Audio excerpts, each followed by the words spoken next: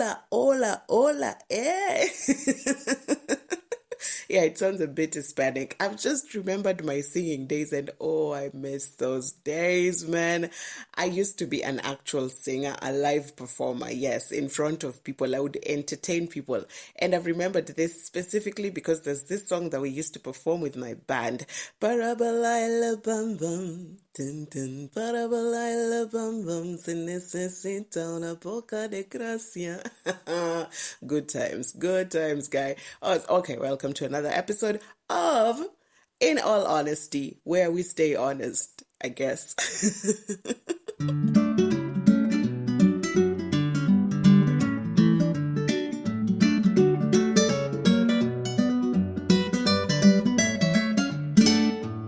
And my fabulous name is Orawo. Today we are talking anxiety.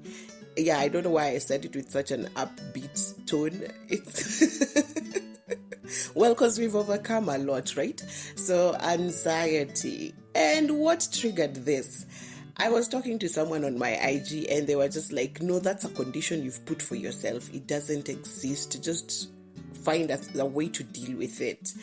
And I'm like, okay, okay, maybe I can't. This person asked for facts and figures to prove that anxiety is a thing because he doesn't believe it is. And I was telling him the only facts I have is my experience from the time I was a child up until now. So what is anxiety? Anxiety is the constant feeling of worry about something that is uncertain. And that happens to, I don't know if it happens to a lot of people because I've talked to some of my extroverted friends and they're just like, me, I don't think about shit. I just do things. Where? Situpewe yo roho yenu hata for 1 minute. So I've had anxiety for the longest time. Now, why I felt the need to talk about it in this episode is that a lot of people think it doesn't show for me. And people do not know the work it takes behind the scenes for you to meet the bubbly, just happy Olive that it doesn't look as worried, okay? It takes a lot of work when I'm at home alone, it takes a lot of work for you to meet me in an element where you won't feel uncomfortable with me in your presence. So let's just get into anxiety for me. And I'd like to know your stories. Also, if there's anyone who's suffering anxiety also, I'd like to know your stories and how you're trying to overcome or how you got to know that you have anxiety. There's just a lot of it. But mine isn't a condition that I would say is worrying yet because it's not the anxiety disorder. So it isn't affecting daily activities of my life. Sometimes it does, but it's controllable. It's the ones where you can self-help yourself. It's not the ones where I need therapy or I'll need a doctor or I'll need prescribed medicine. So there are people who are going through the anxiety disorder and it's way more heightened than what I am experiencing. So ways in which anxiety has manifested in my current life is through overthinking. Of course, you tend to overthink everything and even the slightest things like just me going to buy an avocado at Mama Mboga's is something I constantly have to think about before I leave the house. It's a bit much. So you can imagine when you have to do something at work or you have to leave your comfort zone and meet people, it's a lot. You just tend to think about every aspect of something that you do not have control over. You see, like when I'm traveling, I know what I can carry in my bag, but where I'm going, I don't know if I'll get there safe. When I get there, I don't know whether the hotel room will be clean. There are just so many things that you're not sure about that you just keep overthinking about. And this then leads to another thing that happens now in my current life where there's delayed actions. You find yourself just postponing or you tend to do something later than it was supposed to be done. And that is something that also affects some of the work that I do because some of these things are time sensitive. So while you're still overthinking it, you could have just have done it. And if it fails, you learn a lesson. If it doesn't fail, then you're successful. But that's another thing. That's something that you don't get to consider when you have anxiety.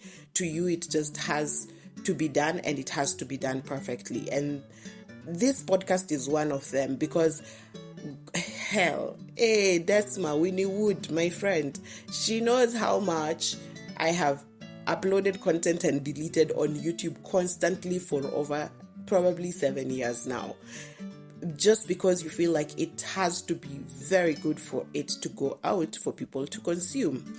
Another thing that has that anxiety manifests itself as in my life is avoiding confrontation. I am such a non-confrontational person.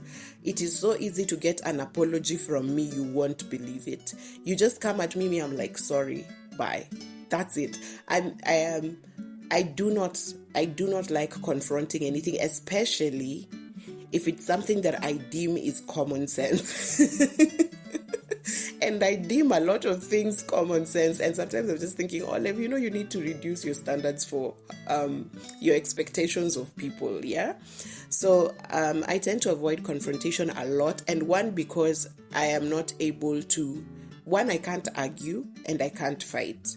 So my go-to reaction for something that is frustrating me is to sleep or cry.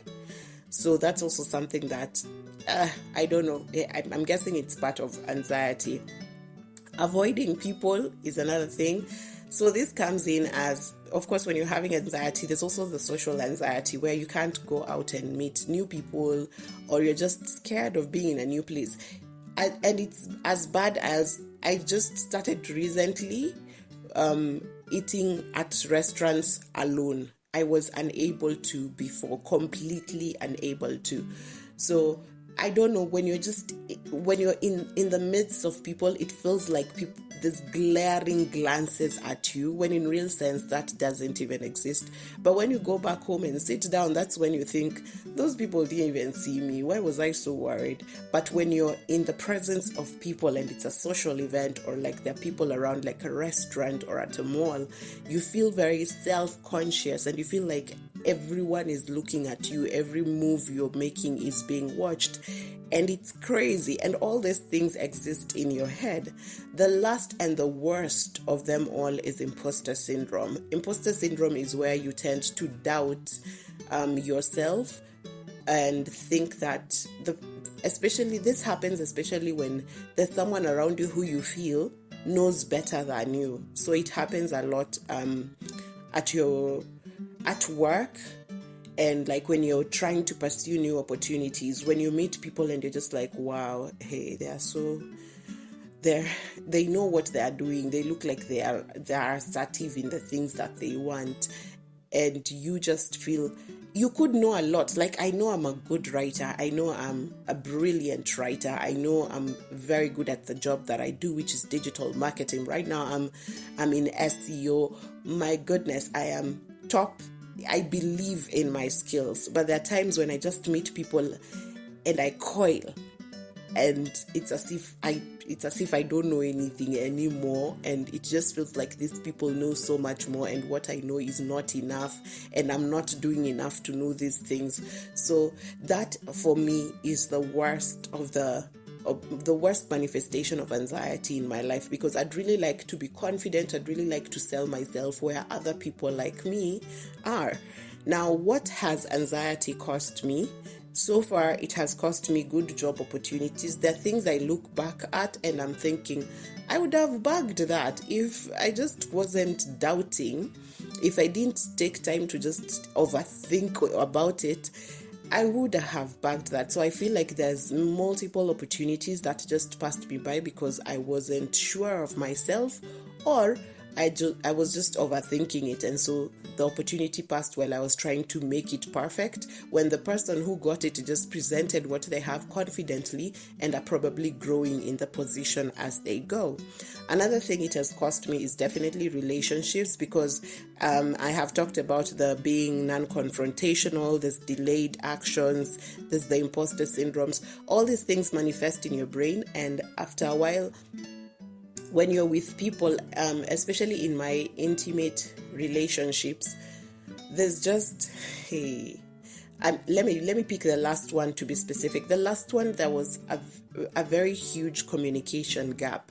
He was a very good communicator, but I, on the other hand, was unable to express my thoughts and feelings very clearly, and I was also not non-confrontational. So whenever anything was brought to me, I was just like, I'm sorry that happened, I'm sorry that it made you feel like that, but that's it. I don't go ahead to like break down what I'm feeling or what my thoughts were about that particular thing. And so that has cost me relationships, and not just relationships in terms of intimacy, even relationships on a normal day, like that platonic relationships. Every single day you could do something to me, but since I'm very non-confrontational, I could literally just cancel you.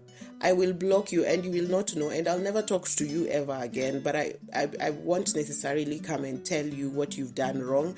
And I think that's not a good thing. I don't think it's a good thing, because if I did something wrong, I'd want someone to come and tell me, but I'm not extending that grace to other people, so I don't think it is fair. Relationships in terms of family. Family. I remember when I moved to Nairobi, where things happened.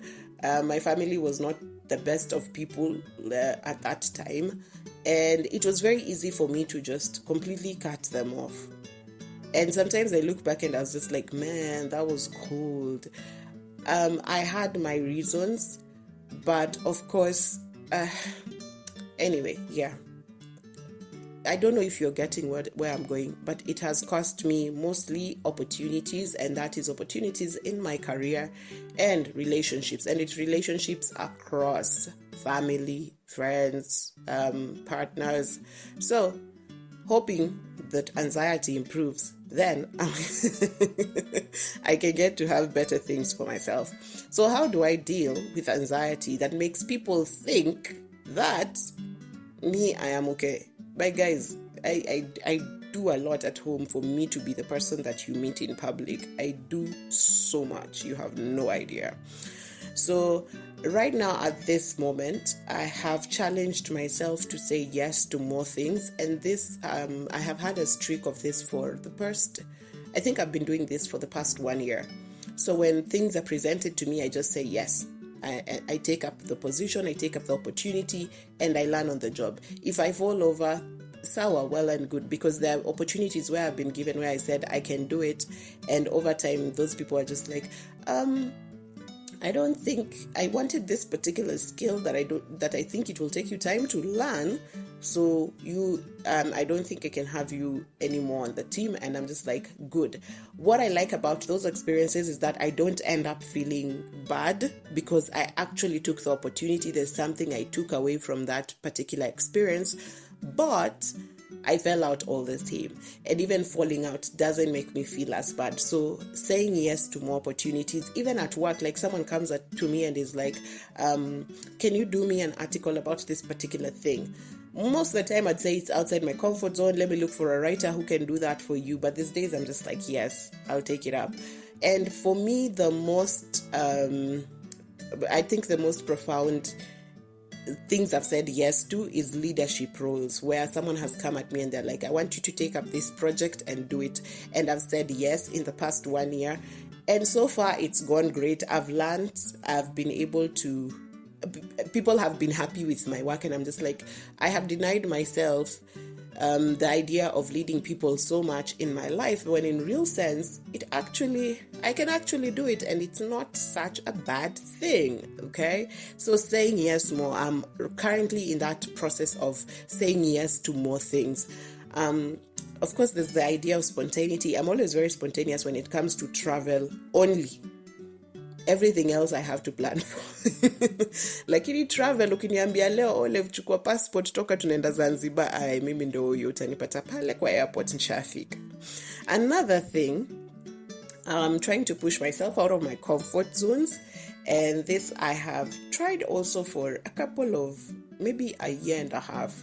A lot of things are very current to me, so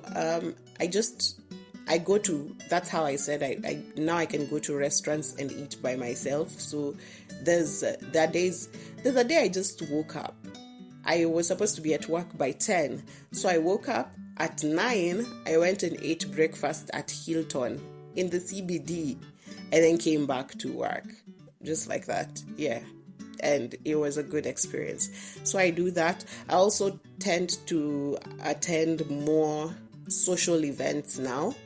As much as I haven't gotten to the point of socializing, but the step of showing up, I think, is very big for me, because social places are the worst for me. Even when we were talking about imposter syndrome, it comes when I'm in social places. So I try to attend concerts, anything that is artsy, that has a gig, I will go.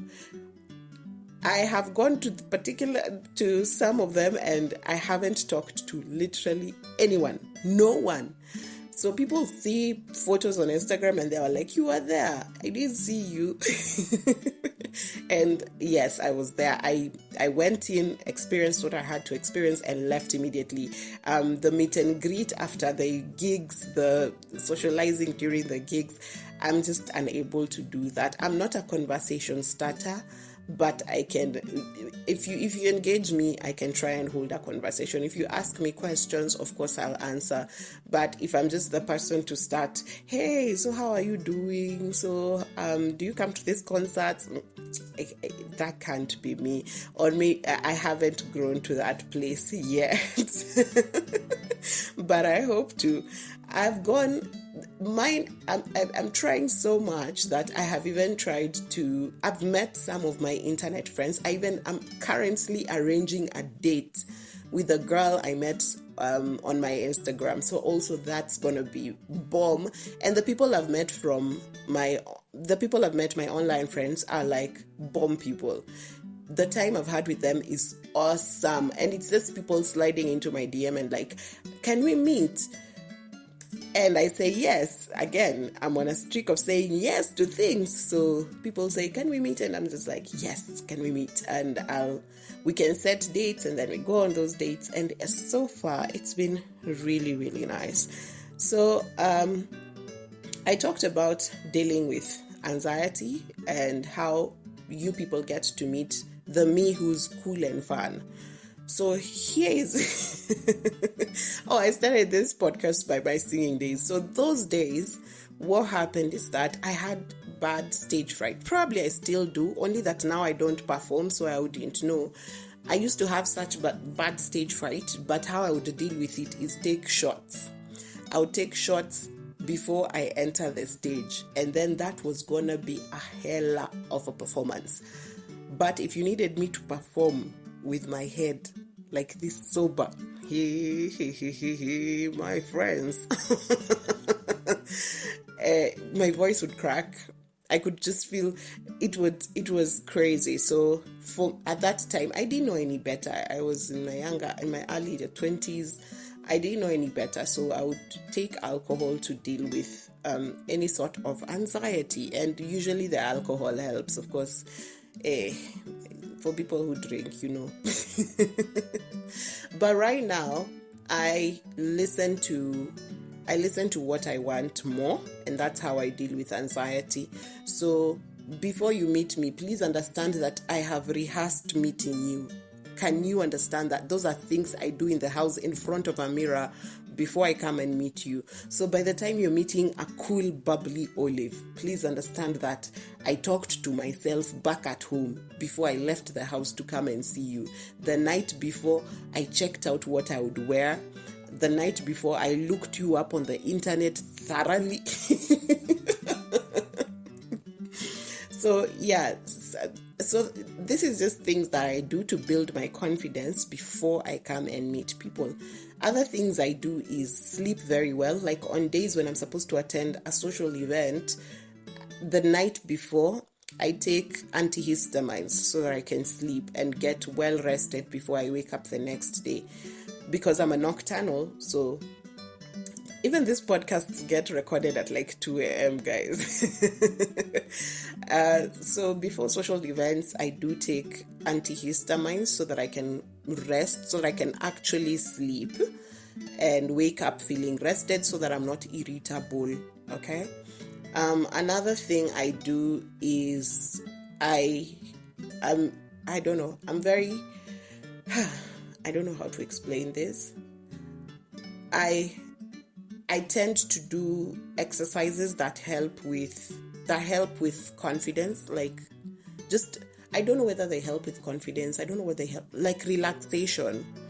Yeah, before, when I'm in the house, if I know I'm supposed to leave and like be in places where people will be, I will breathe in, breathe out, try and do some yoga poses, listen to music that I really like. I just blast music in my ears, and it's music that I really, really love. Most of the time, it's Twister and Faith Evans, Hopeful. If not that, it's a Kirk Franklin song. If not that, who else gives me good vibes? Calligraph Jones. Man, I listen to one Calligraph Jones, I'm just like, yo, I'm out here to meet people now, you know. So there's all those things I do before going to meet people. And also my anxiety greatly goes away when I'm with people that I am used to and people that I like. So you'll find me around places like people. Right now, my closest friends are the people I work with. So around them, I'm basically Olive. I'm the person they know. I am happy, I'm bubbly, I talk to everyone, I make everyone feel at home. So with people that I have gotten to know over time, it's easier for me to just be easy and fine around them. But even with them, they've seen me organizing for stuff, and they know how I'm impatient I can be. Like, I'm always on my feet and on my toes, and I can't. Anxiety is a bitch. Like, if you are organizing something, my tummy can't hold anything. So when I'm organizing an event or when I'm the leader for something, usually during that day I can't eat. I could be hungry, but my tummy can't process food. So I'll just end up sipping on a drink throughout the day, and then I'll eat in the evening once everything is settled. And usually I carry my food home, so I just eat from the house when my body is now aware of the space that I'm in. I feel safe and my tummy can now digest food. But when I'm just out there and organizing stuff, my tummy completely refuses to take in food. It's a lot, yeah. But yeah. If I was to talk about how I see growth in, say, anxiety, I can definitely see how far I've come.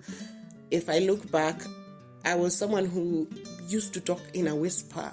I remember the people I was with in a reality show in 2011. I think I was 19 then. Yeah.